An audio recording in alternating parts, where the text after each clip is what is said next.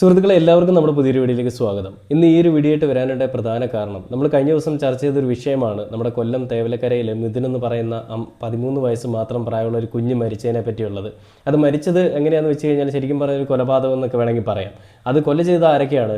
നമ്മുടെ സർക്കാരും നമ്മുടെ നാട്ടിലെ നീതിന്യായ വ്യവസ്ഥയും അതേപോലെ തന്നെ പല വകുപ്പുകളിൽ ജോലി ചെയ്യുന്ന ഉദ്യോഗസ്ഥരും ഒക്കെ കൂടി കൊന്നൊരു കുഞ്ഞാണെന്ന് വേണമെങ്കിൽ നമുക്ക് പറയാം. എന്തുകൊണ്ടെന്ന് വെച്ചാൽ ആ ഒരു കുഞ്ഞ് കളിക്കുന്നതിനിടയിൽ അതിൻ്റെ ചെരുപ്പ് മുകളിൽ പോയതാണല്ലോ വിഷയമായത്. ആ ചെരുപ്പ് എടുക്കാൻ കയറിയ സമയത്ത് അത് തെന്നിപ്പോയപ്പോൾ അത് പെട്ടെന്ന് സ്വയരക്ഷാർത്ഥം കയറി പിടിച്ചത് KSEBയുടെ ലൈനിലാണ്. അപ്പോൾ അങ്ങനെ പിടിച്ചപ്പോൾ ആ കുഞ്ഞ് ദാരുണമായിട്ട് അവിടെ മരണപ്പെട്ടു പോകുന്നൊരു വീഡിയോ ഒക്കെ നമ്മൾ കഴിഞ്ഞ ദിവസം കണ്ടതാണ്. CCTV വീഡിയോ നമ്മൾ കണ്ടതാണ്. അത് നമ്മുടെ ഈ ചാനലിൽ ഇന്നിപ്പം പബ്ലിഷ് ചെയ്യുന്നുണ്ട്. അപ്പോൾ അതിൽ ഞാൻ എന്തുകൊണ്ട് ഇങ്ങനെ ആദ്യം പറഞ്ഞതെന്ന് വെച്ചാൽ എല്ലാവർക്കും ഏകദേശം മനസ്സിലായിട്ടുണ്ടാവും. കാരണം നമ്മുടെ ഒരുപാട് വകുപ്പുകൾ നമ്മുടെ കേരളത്തിൽ അല്ലെങ്കിൽ നമ്മുടെ ഈ സർക്കാരിൻ്റെ ഈ പറയുന്ന ഏത് ഭരിക്കുന്ന പാർട്ടിയാണെങ്കിലും അവരുടെ എല്ലാത്തിലും ഓരോരോ വകുപ്പുകളുണ്ട്. അതിൽ എക്സാമ്പിൾ പറഞ്ഞാൽ റവന്യൂ, അതേപോലെ വനം വകുപ്പ്, അതേപോലെ തന്നെ ഫോറസ്റ്റ്, അങ്ങനെയൊക്കെ ഒരുപാട് വകുപ്പുകളുണ്ട്. നമുക്കറിയാത്ത പേരറിയാത്തതുമായിട്ടുള്ള ഒരുപാട് വകുപ്പുകളൊക്കെ ഉണ്ട്. പക്ഷേ ഇതിലൊന്നും ഓരോ വകുപ്പുകളുണ്ടെന്ന് പറഞ്ഞുകൊണ്ട് ഓരോ തസ്തികയായിട്ട് ഇങ്ങനെ തിരിച്ചിട്ട് അതിൽ ഓരോരുത്തരെ വെച്ചിട്ട് ജോലിക്ക് നിർത്തിയിട്ടുണ്ടെന്നുള്ളതല്ലാതെ അവർ വെറുതെ കാശും മേടിച്ചുകൊണ്ട് വൈകുന്നേരം 5 മണിയൊക്കെ ആകുമ്പോൾ ബെല്ലടിച്ച് കഴിയുമ്പോൾ വീട്ടിൽ പോകുന്ന ഒരവസ്ഥയല്ലാതെ ആരും കാര്യക്ഷമമായിട്ട് പ്രവർത്തിക്കുന്നില്ല എന്നുള്ളത് നമുക്കറിയാം. നമ്മുടെ ആരോഗ്യ വകുപ്പുണ്ടല്ലേ, എന്തെങ്കിലും പ്രശ്നം ഉണ്ടാകുമ്പോൾ മാത്രമേ ഉറക്കത്തിൽ നിന്ന് ഉണരുകയുള്ളൂ. അതുവരെ ഉറക്കമായിരിക്കും, ഭയങ്കര ഉറക്കമായിരിക്കും. എന്തെങ്കിലും പ്രശ്നം എവിടെയെങ്കിലും ഉണ്ടായെന്നറിയുമ്പോൾ വലിയൊരു വിപ്ലവ സൂര്യനെ പോലെ ഇങ്ങ് ഉദിച്ചുയർന്നു വരും. എന്നിട്ട് ഞങ്ങളിത് നിർമ്മാർജ്ജനം ചെയ്യാനായിട്ട് എന്തൊക്കെയോ കാണിച്ചു കൂട്ടുന്നുണ്ടെന്നുള്ളൊരു ഒരാഴ്ചയോ അല്ലെങ്കിൽ ഒരു മാസമൊക്കെ വലിയൊരു വിപ്ലവമൊക്കെ കാണിക്കും.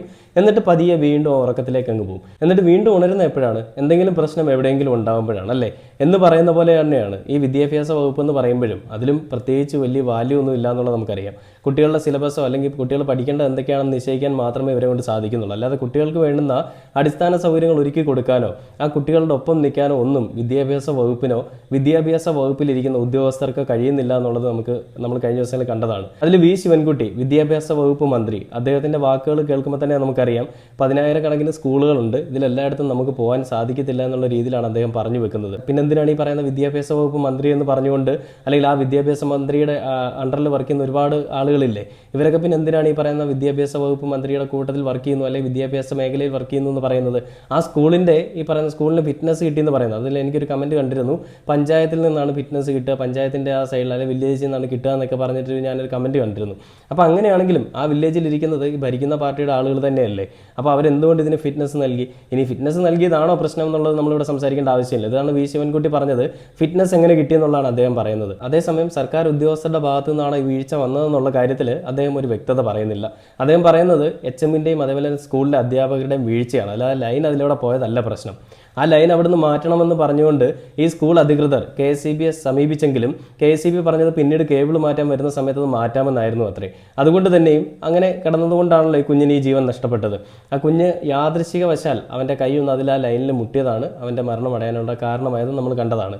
അപ്പോൾ ഇതിൽ ഞാൻ ഇന്ന് കണ്ടൊരു വീഡിയോ ആണ്. ആ കുഞ്ഞിൻ്റെ സ്കൂളിൽ പഠിക്കുന്ന കുട്ടികൾ പറയുന്നുണ്ട് എന്താണ് സംഭവിച്ചതെന്നും പിന്നീട് എങ്ങനെയാണ് അവനെ ആ ഷെഡിൻ്റെ മുകളിൽ നിന്ന് ഇറക്കിയതെന്നും ഒക്കെ അവർ പറയുന്നുണ്ട്. അത് പറയുമ്പോഴും അവരുടെ എല്ലാ മുഖത്ത് ആ ഒരു പേടിയും വിഷമവും എല്ലാം ഉണ്ട്. അവർ പറയുന്നത് ഇങ്ങനെയാണ്, അതായത് കണ്ടു നിൽക്കാനേ സാധിച്ചുള്ളൂ, നമുക്ക് വേറെ ഒന്നും ചെയ്യാൻ സാധിച്ചില്ല. അത് എന്തെങ്കിലും ചെയ്തു കഴിഞ്ഞാൽ നമുക്കൂടെ അപകടം വരുമെന്നുള്ളൊരു പേടി കൊണ്ടും അതേപോലെ തന്നെ എന്ത് ചെയ്യണമെന്ന് അറിയാൻ നിസ്സഹായരായി പോയതൊരവസ്ഥയൊക്കെയാണ് അവർ പറയുന്നത്. ആ കുട്ടികളുടെ മനസ്സിലെ ഒരു പേടി നമുക്കത് കാണുമ്പോൾ തന്നെ അറിയാം. അപ്പോൾ ഇതിൽ ആ കുട്ടികൾ എന്താണ് പറയുന്നത് നമുക്ക് ആ വീഡിയോ ഒന്ന് കണ്ടിട്ട് ബാക്കി വീഡിയോയിലേക്ക് വരാം. ഇവിടെ ഈ ഒരു ബെഞ്ചെടുത്തിട്ട് നല്ല കനമുള്ളൊരു ബെഞ്ചെടുത്തിട്ട് അങ്ങനെ പിടിച്ച് കുനിഞ്ഞു കയറി. അപ്പൊ ഇവിടെ തടി ഉണ്ടായിരുന്നു, അതിലെ കൂടെ കുനിഞ്ഞു കയറി. അങ്ങനെ കയറി കാരണം ഞങ്ങൾ പാൻറ് പിടിച്ചപ്പോ സ്ലിപ്പായി പോയി. ഞങ്ങൾ കുറെ പേരുണ്ടായിരുന്നു, കയറണ്ടായിരുന്നു. ഞങ്ങൾ അറിഞ്ഞില്ലായിരുന്നു സംഭവിക്കുന്നത്. പിന്നെ അനക്കമില്ലായിരുന്നു. പിന്നെ സാറിനെ റിപ്പോർട്ട് ചെയ്ത് അങ്ങനെ ഈ ബെഞ്ച് എടുത്തിട്ട് മേളിൽ ഇട്ടിട്ട് അങ്ങനെ തട്ടി ഇട്ട് എടുത്തു. അങ്ങനെ എടുത്തു. തേവലക്കര എന്ന കൊച്ചു ഗ്രാമത്തിന്റെ നോവായി മാറിയ മിഥുന്റെ സംസ്കാര ചടങ്ങുകൾ ഇന്ന് നടക്കാനിരിക്കെ മിഥുൻ അവസാന നിമിഷങ്ങൾ ചെലവഴിച്ച അവന്റെ ക്ലാസ് റൂമിൽ മിഥുന്റെ ഒപ്പം പഠിച്ചിരുന്ന സഹപാഠികൾ 2 പേർ മിഥുന്റെ ഓർമ്മകൾ തളങ്ങിട്ട് നിൽക്കുന്ന ഈ ക്ലാസ്സിലേക്ക് വീണ്ടും എത്തിയിരിക്കണം. അവർ എന്നോടൊപ്പം ചേരാണ്. എന്താ പേര്? നീരജ്. കൊച്ചിന്റെ പേര് വിഷ്ണുരാജ്. അന്ന് നിങ്ങൾ എപ്പോഴാണ്, വ്യാഴാഴ്ച എപ്പോഴാണ് വന്നേ? 9 മണി. എല്ലാ ദിവസവും ആ സമയത്ത് വരാറുണ്ട്? 22 ടൂർ വിട്ട് കഴിഞ്ഞ് ഇങ്ങോട്ട് വരും. അത് എന്നാ സംഭവിച്ചത്?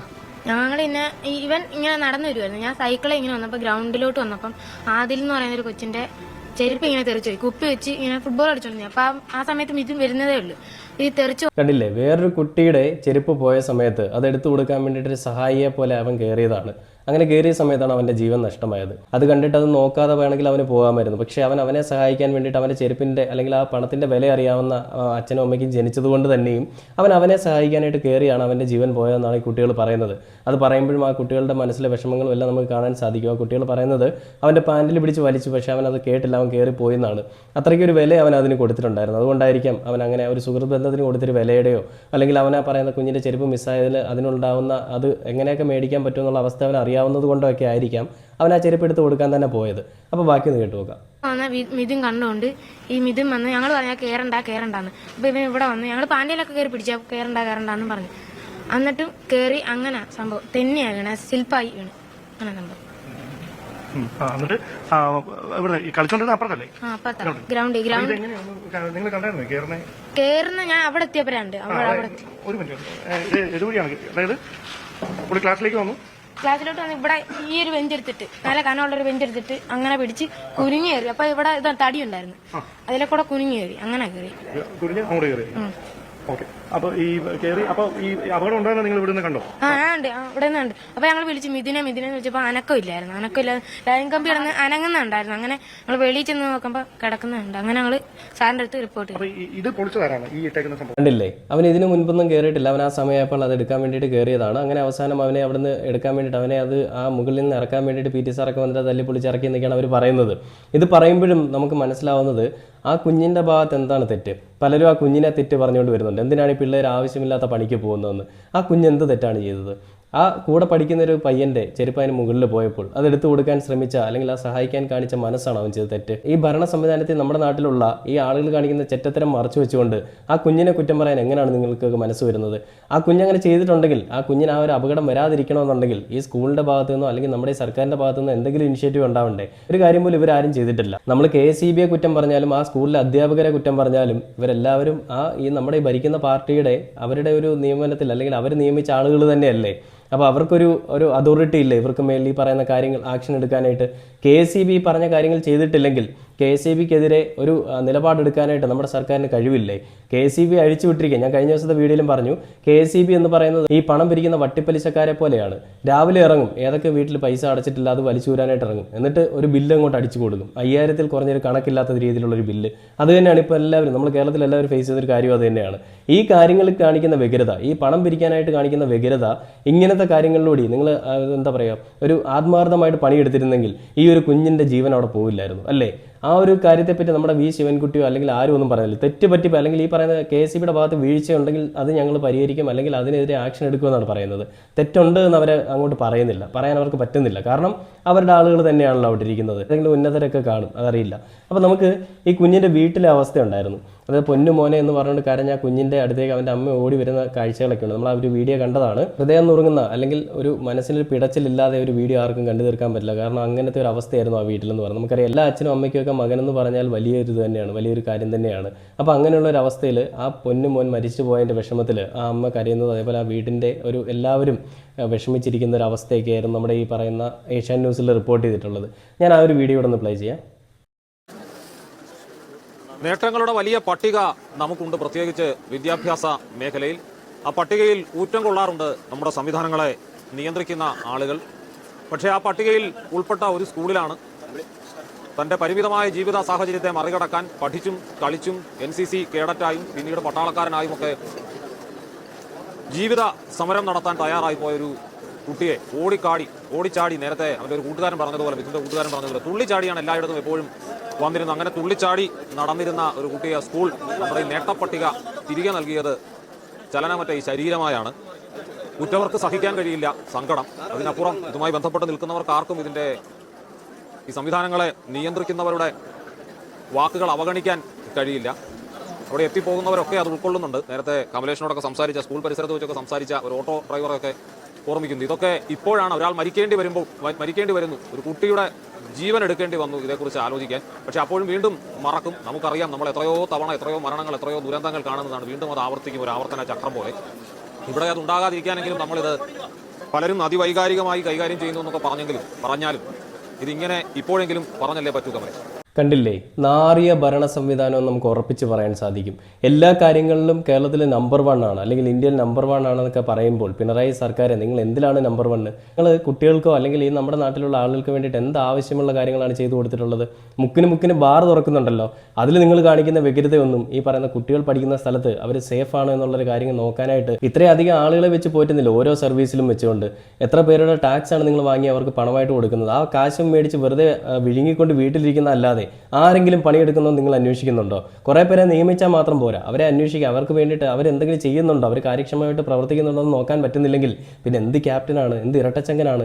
ഒരു കാര്യം ഉറപ്പില്ലാതെ സ്വന്തം കാര്യങ്ങൾ നോക്കാൻ വേണ്ടി അമേരിക്കയിലും ചെന്നൈയിലും ഒക്കെ പോകുമ്പോൾ നമ്മുടെ നാട്ടിലെ അവസ്ഥ എന്താണെന്ന് മനസ്സിലാക്കണം. ഇത് ഞാൻ പിണറായി വിജയൻ സർക്കാരിനെ മാത്രം പറയുന്നതല്ല, ഏത് ഭരിക്കുന്ന പാർട്ടി ആര് തെറ്റിയതാലും അത് പറയുക തന്നെ വേണം. ഇതാണ് കേരളത്തിലെ ജനങ്ങളും പറയാൻ ആഗ്രഹിക്കുന്നത് എനിക്ക് തോന്നുന്നു. കാരണം നമ്മുടെ നാട്ടിലെ അവസ്ഥ ഇത് തന്നെയാണ്. നാഥനില്ല കളരി പോലെയാണെന്ന് ഞാൻ പലപ്പോഴും പറയാറുണ്ട്. അത് തന്നെയാണ് ഇവിടെ നടക്കുന്നത്.